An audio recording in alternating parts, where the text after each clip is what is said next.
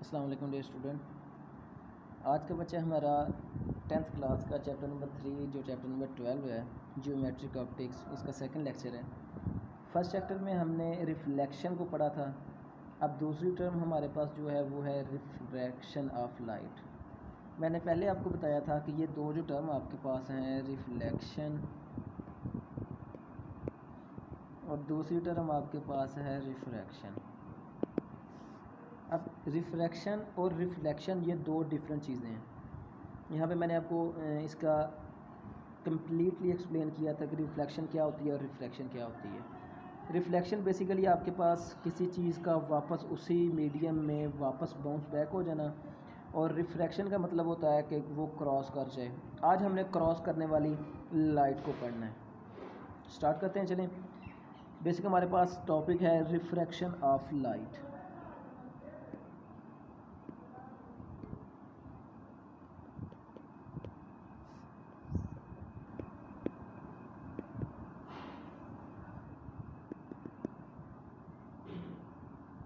Reflection of light. तो बच्चे, reflection of light की अगर डेफिनेशन करना चाहें तो इसके ऐसे होगी, the process of bending of light. मैं डेफिनेशन यहाँ पे लिख देता हूँ। The process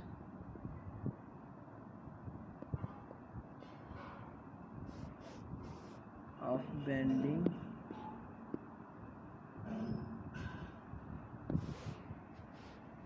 of light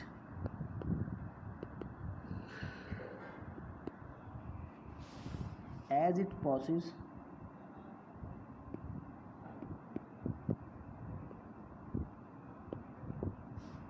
passes from air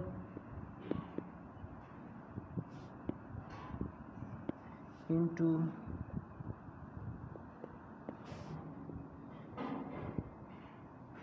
glass and vice versa. और सेम इसी तरह अगर उल्ट भी कर दें तब भी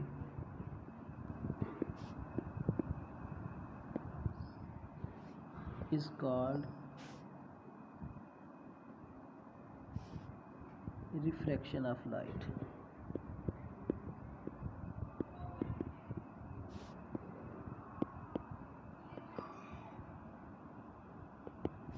ये बच्चे आपके पास रिफ्लेक्शन ऑफ लाइट की डेफिनेशन है।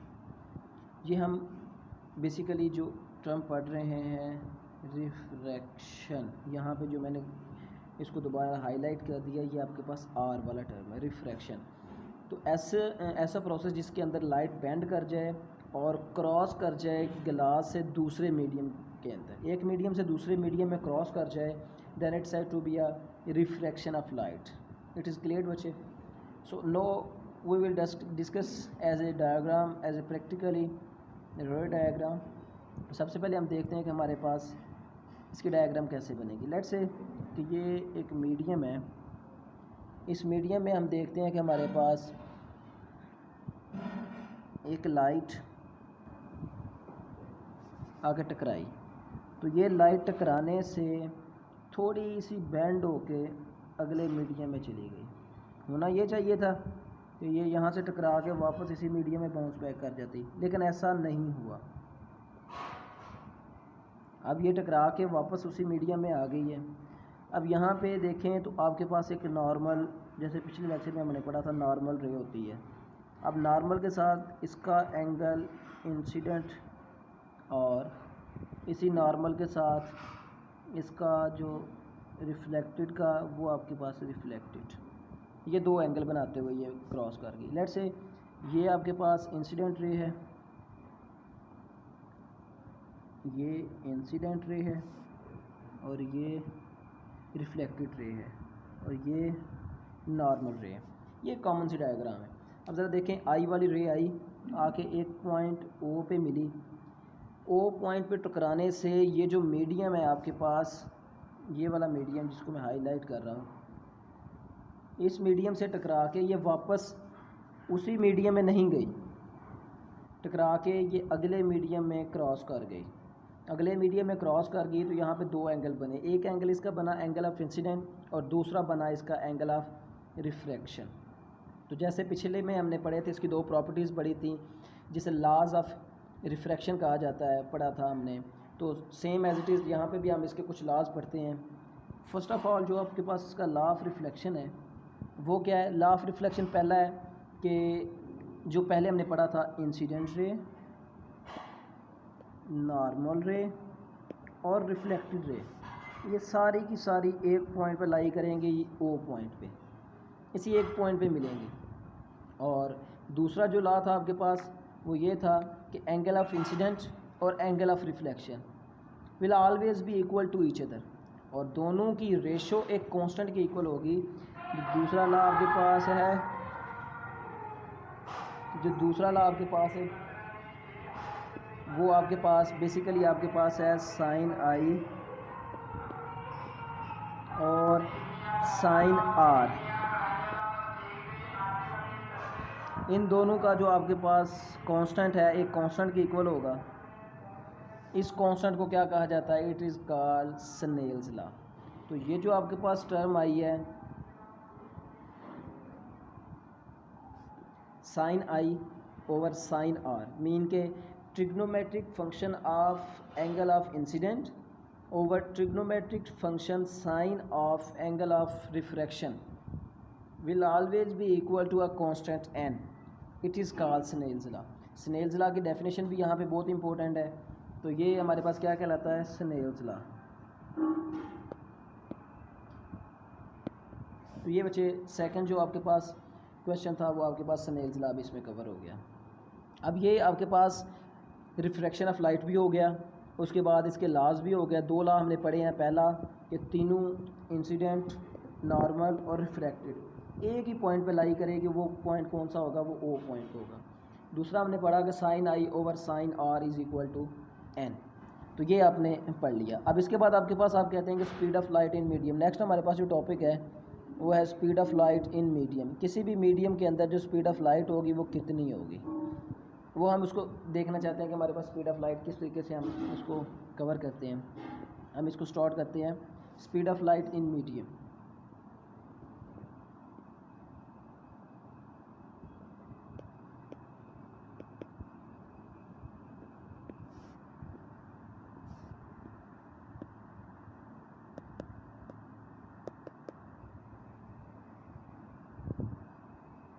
किसी भी मीडियम के अंदर जो स्पीड ऑफ लाइट होती है वो उसको किस तरीके से आप कवर करते हैं। यहाँ पे एक आपके पास इंडेक्स होता है रिफ्रैक्टिव ऑफ इंडेक्स या रिफ्रैक्टिव इंडेक्स या इंडेक्स ऑफ रिफ्रैक्टिव। इसके लिए आप इसकी स्पीड को कैलकुलेट करते हैं। आप जानते हैं कि generally speed of light in air हमारे पास कितनी होती है, स्पीड ऑफ लाइट जो कांस्टेंट है।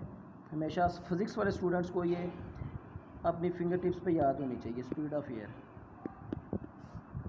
3 मल्टीप्लाई बाय 10⁸ मीटर पर सेकेंड, ये कांस्टेंट होती है बच्चे speed of light.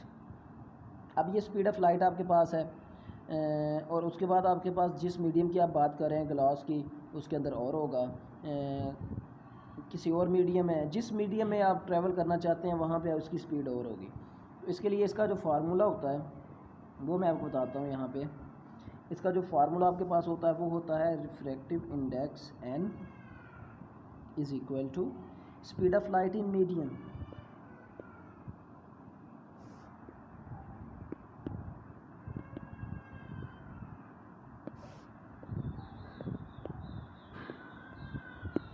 In medium divided by speed of light, sorry speed of light in vacuum. ऊपर वैक्यूम होगा और नीचे होगा स्पीड ऑफ लाइट इन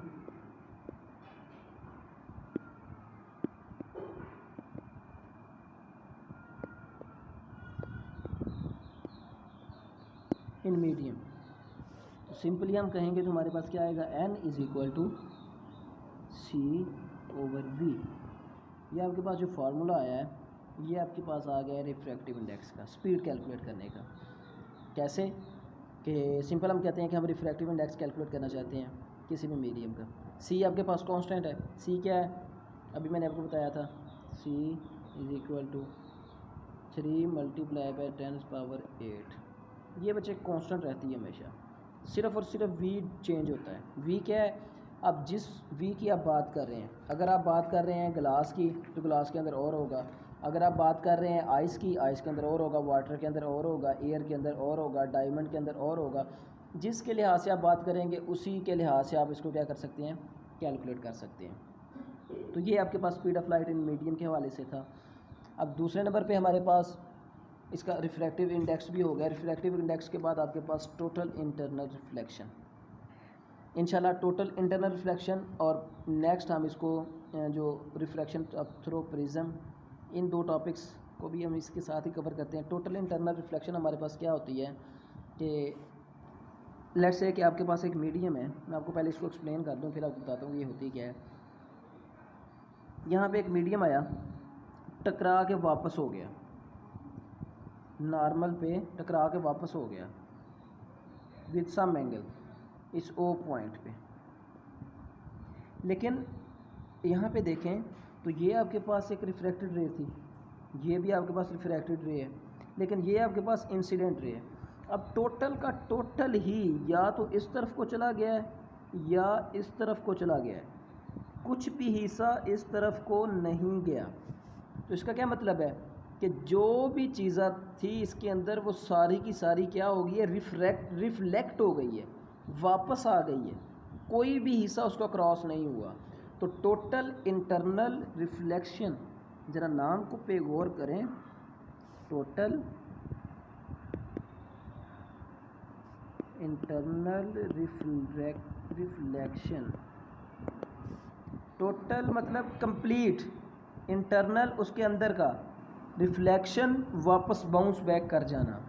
उसका मतलब है कि ऐसी रिफ्लेक्शन जिसके अंदर सारी की सारी लाइट वापस उसी फर्स्ट मीडियम में बाउंस बैक हो जाए, जिसे क्या कहते हैं, टोटल इंटरनल रिफ्लेक्शन कहते हैं। और ये 90 के एंगल पे आके बेंड होती है, और 90 के एंगल को क्या कहा जाता है, क्रिटिकल एंगल कहा जाता है। तो दो चीज़ें यहाँ पे आपने तैयार करनी है, एक क्रिटिकल एंगल क्या होता है, 90 का एंगल जो आपके पास होता है, और दूसरा आपके पास टोटल इंटरनल रिफ्लेक्शन क्या होती है, जो कम्प्लीटली आपके पास the entire light is reflected back into the denser medium, सारी की सारी लाइट वापस उसी मीडियम में वापस आ जाए, then it's said to be a reflection of total internal of reflection. तो ये आपके पास टोटल इंटरनल ऑफ रिफ्लेक्शन कहलाती है। आई होप कि आपको ये क्लियर समझ आई होगी। एक है लास्ट छोटा सा टॉपिक इस आज का हमारा, रिफ्रैक्शन थ्रू प्रिज्म, प्रिज्म के ज़रिए किस तरीके से लाइट होती है। तो ये एक आपके पास प्रिज्म होता क्या है, एक ट्रांसपेरेंट बॉडी होती है जिसके ज़रिए किसके एटलीस्ट दो हिस्से उसके क्या होते हैं, पॉलिश्ड होते हैं, सामने वाले फेस, वहाँ से आपने कभी, इंशाल्लाह मैं आपको ये प्रैक्टिकल भी करवाऊँगा। ये आपके पास इस किस्म का प्रिज्म होता है।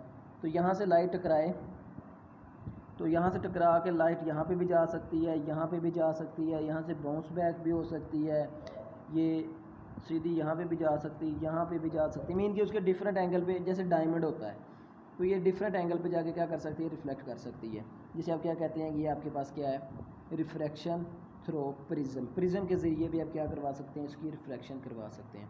आई होप कि ये आपको अच्छे तरीके से समझ आई होगी।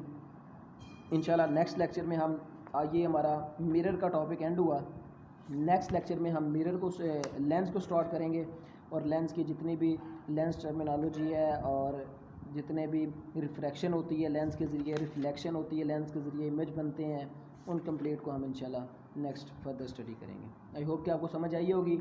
अगर किसी चीज़ की कोई प्रॉब्लम हो आप मुझे बता सकते हैं, आप कमेंट्स में बता सकते हैं। इंशाल्लाह मैं आपके सारे क्वेश्चन को सॉल्व करने की कोशिश करूँगा। थैंक यू, जज़ाकल्लाह।